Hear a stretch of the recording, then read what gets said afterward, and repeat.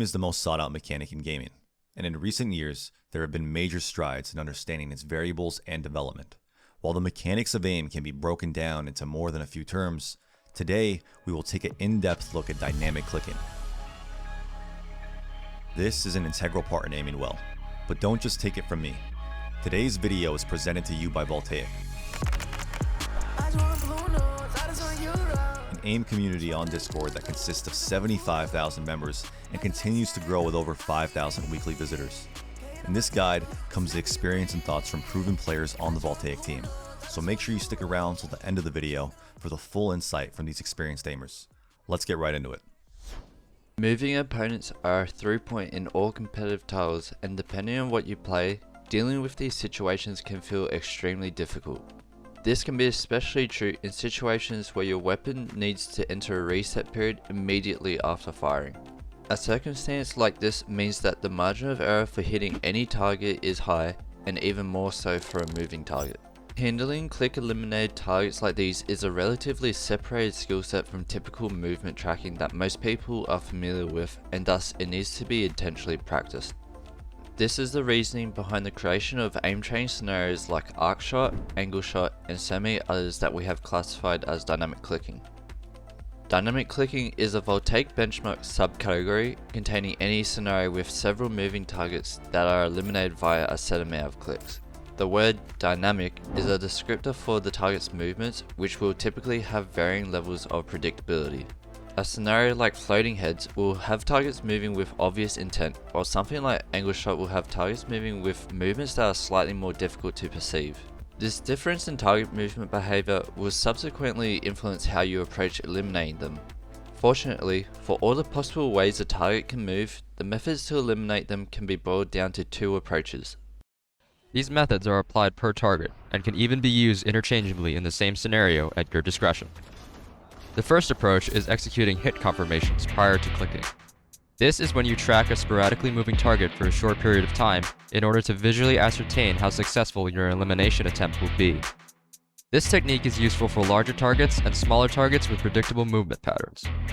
As you become more proficient with hit confirming, the amount of time you'll need to track a target before firing will continually decrease.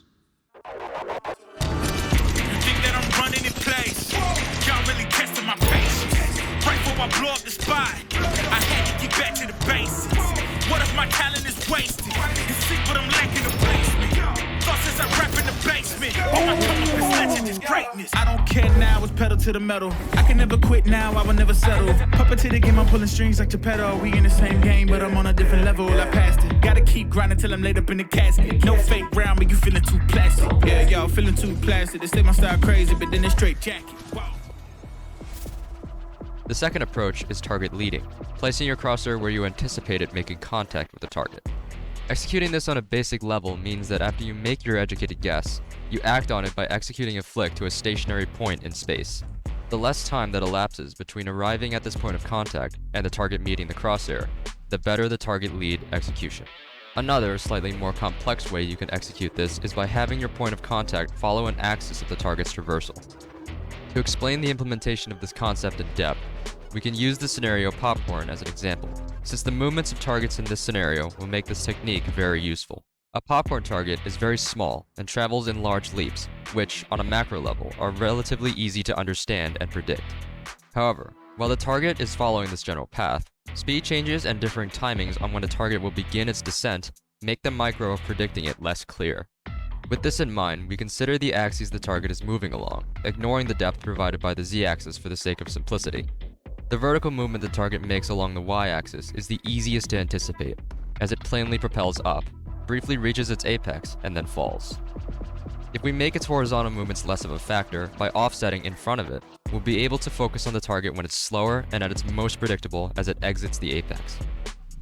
So when leading this target, we'll attempt to track its descent by positioning our crosshair beneath it on the y-axis and in front of it on the x-axis. As the target continues through its leap, we'll observe the horizontal motion through the x-axis to maintain the initial offset we created. Eventually, as we continue to do this, the target will intercept our crosshair as it begins descending to the floor. Knowing when to hit confirm or target lead is fundamental to the proper execution of dynamic clicking scenarios, and each will be implemented on a case-by-case basis.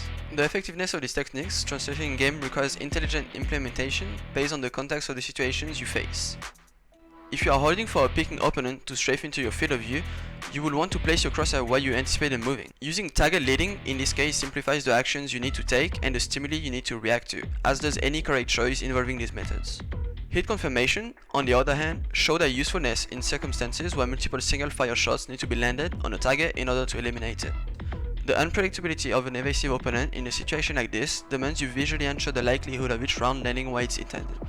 It's also worth understanding that these approaches both rely on reading target movements, which is an aspect of aiming that can be heavily affected by your target switches. Smooth target switches will help you to quickly determine how a target is moving in relation to your crosshair, especially when there are very few visual cues present on the backdrop your target inhabits. Subtle changes in direction and speed can make target movements more difficult to read than they may initially appear on their face.